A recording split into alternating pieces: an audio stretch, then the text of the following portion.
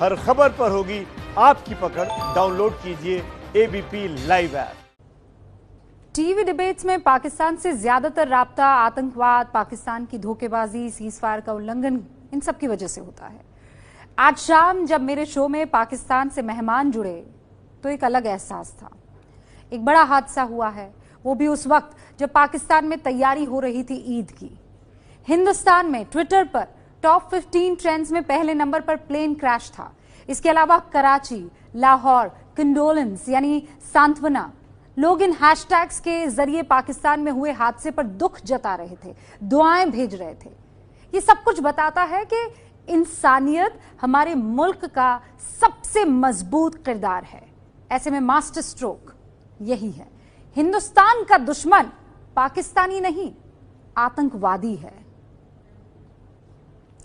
और अब अपने देश की खबर पर आते हैं। पाकिस्तान में प्लेन क्रैश से तबाही आई तो पश्चिम बंगाल में ओडिशा के अम्पन तूफान ने जो तबाही के जख्म दिए हैं, उन्हें देखने प्रधानमंत्री नरेंद्र मोदी आज दोनों राज्य पहुंचे। तूफान से सबसे ज्यादा नुकसान पश्चिम बंगाल को हुआ। प्रधानमंत्री मोदी और मुख्यमंत्री ममता बनर्जी ने हवाई दौरे में जो तस्वीर देखी वो हम सबके साथ साझा की। वो ये बता रही है कि तूफान ने पश्चिम बंगाल के कुछ इलाकों को भयानक तबाह किया है। हर तरफ पानी भरा हुआ दिख रहा है, ऐसा लग रहा था जैसे बाढ़ आ गई हो। कोरोना काल में आए इस तूफान की वजह से पीएम मोदी के दौरे का प्रोटोकॉल भी बदल दिया गया। प्रधानमंत्री 83 दिनों के बाद दिल्ली से बाहर निकले हैं। पीएम मोदी के दौरे के वीडियो को हमने बहुत बारीकी से देखा और आपके लिए एक वीडियो रिपोर्ट तैयार की है। कैमरा सब कुछ देखता है, लेकिन हमारी नजरें कभी कभी उन चीजों को नहीं देख पाती। मास्टर स्ट्रोक की इस स्टोरी में हमने कोशिश की है कि हम हर वो चीज आपको दिखाएं जो आपके लिए खबर है। लेकिन पहले 4 हेडलाइंस। पश्चिम बंगाल के लिए प्रधानमंत्री ने स्पेशल पैकेज का ऐलान किया। 1000 करोड़ की प्राथमिक मदद का ऐलान। मृतकों के परिवार वालों के लिए 2-2 लाख रुपए की सहायता, घायलों को भी 50,000 का मुआवजा। पीएम ने कहा फिर से खड़ा होगा बंगाल, पूरा देश बंगाल के साथ कंधे से कंधा मिलाकर खड़ा है।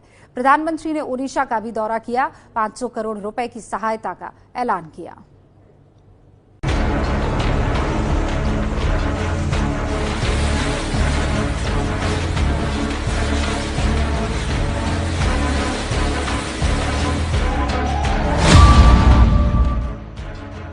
पश्चिम बंगाल में हुई तबाही की ऐसी ही तस्वीरों ने आज 83 दिनों के बाद प्रधानमंत्री नरेंद्र मोदी को दिल्ली से बाहर निकलने पर मजबूर किया।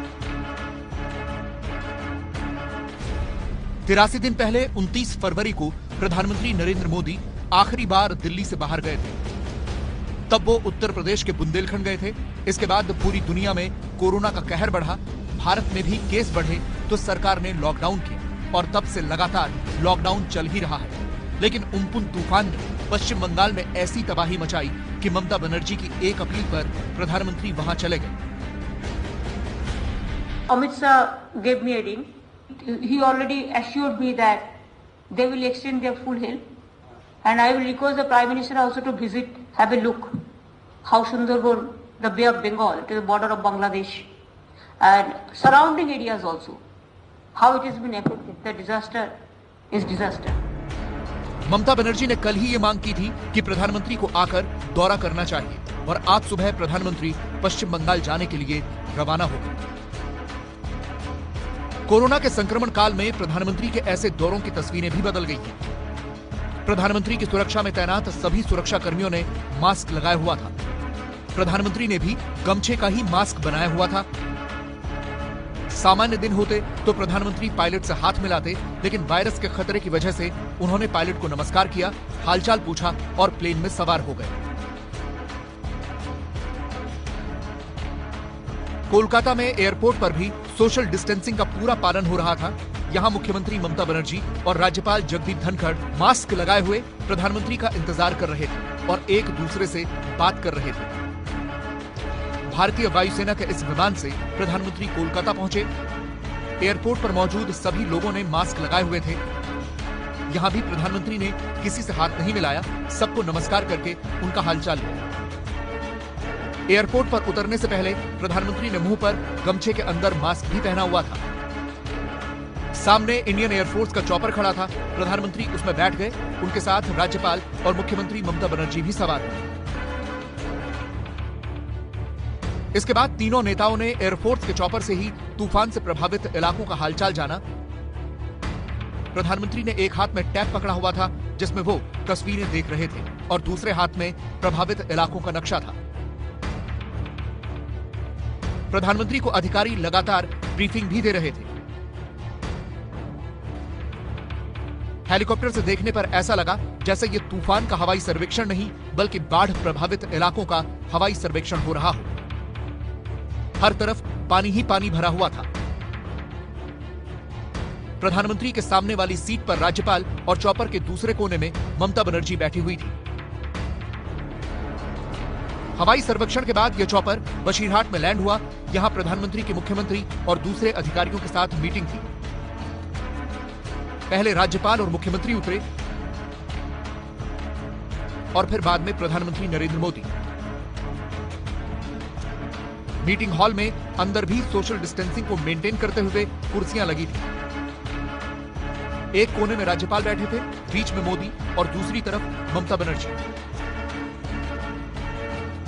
प्रधानमंत्री ने पश्चिम बंगाल को 1000 करोड़ रुपए की एडवांस मदद देने का ऐलान किया और पूरा आश्वासन दिया कि देश संकट की घड़ी में साथ है। बंगाल की इस दुख की घड़ी में हम पूरा साथ देंगे, सहयोग देंगे और बंगाल जल्द से जल्द खड़ा हो जाए, बंगाल जल्द से जल्द तेज गति से आगे बढ़े, इसके लिए भारत सरकार कंधे से कंधा मिला करके काम करेगी। लेकिन उसके बावजूद भी ममता जी के नेतृत्व में राज्य सरकार ने भरसक प्रयास किया है। भारत सरकार ने भी लगातार उनके साथ रह करके इस संकट की घड़ी में जो भी आवश्यक, जो एडवांस में करने योग्य था, जो उसी समय करने का योग्य था और जो आगे दिनों के करने की आवश्यकता है, उसको भी पूरा करने का हम प्रयास करेंगे। करीब 1 घंटे 10 मिनट तक चली इस मीटिंग के बाद प्रधानमंत्री यहां से रवाना हो गए। बशीरहाट से प्रधानमंत्री वापस कोलकाता गए और वहां से ओडिशा के लिए रवाना हुए। पश्चिम बंगाल दौरे के दौरान प्रधानमंत्री नरेंद्र मोदी प्रशासनिक अधिकारियों के साथ बैठक करने के बाद बशीरहाट से वापस लौट रहे। हम देख सकते हैं सामने उनका हेलीकॉप्टर है। इस हेलीकॉप्टर में प्रधानमंत्री नरेंद्र मोदी के साथ मुख्यमंत्री ममता बनर्जी भी है। और इससे पहले 1 घंटे से भी ज़्यादा समय तक प्रधानमंत्री नरेंद्र मोदी ने प्रशासनिक अधिकारियों से बात की।